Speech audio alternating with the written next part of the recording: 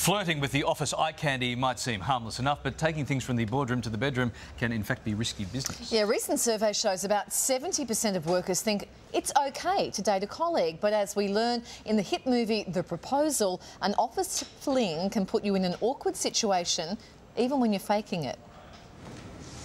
Isn't he your secretary? Assistant? Executive assistant secretary titles. But wouldn't be the first time one of us fell for our secretaries, would it, Edwin? With LaQuisha, remember?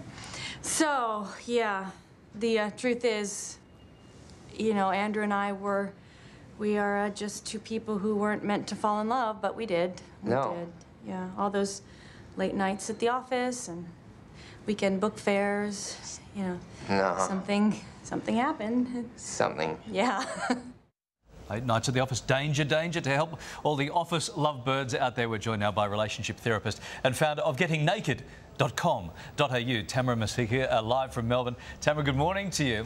Now, Hello. According to the survey, about 35% of workers think it's okay to go out with someone from a different department. Do you agree with that? It depends on the person. So ideally, you know, you're going to be getting to know, you know the person so well. So that's a really good common ground for the two of you. And if you feel confident that you can actually still be professional while having a relationship with a colleague in the workplace, then absolutely go for it. OK, because this isn't unusual, is it? Because what triggers romance in the workplace? Because so many of us are working such hideously long hours these days, it's stopping us from going out and socialising as much as we once did. And so you start to become really familiar with your work colleagues. You get to know them sometimes intimately, and this is how romance can blossom.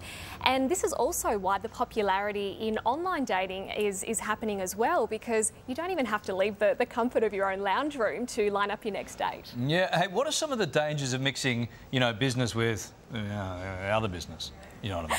You know what I mean. Well, a healthy relationship, I believe, needs to make sure that both partners are pursuing their passions. They have that space and time to do so, and I like to call this me time. And if they're not doing that, then you run the risk of actually suffocating your partner.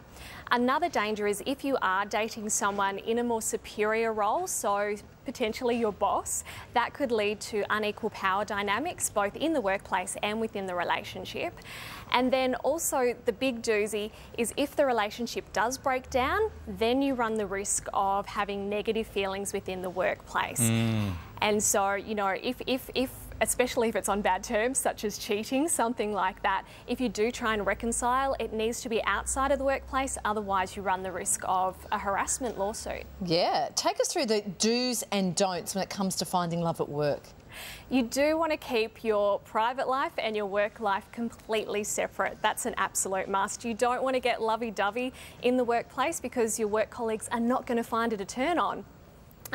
You do want to be honest about the relationship because open, honest relationships are the best way to go. And then ultimately, if it does break down, really clear out the mess, get some resolution on it so then there isn't that negative environment at work. All right, some good tips in there, Tamra. Thank you very much for your time this morning. Appreciate that. Pleasure. Thanks, Tamra.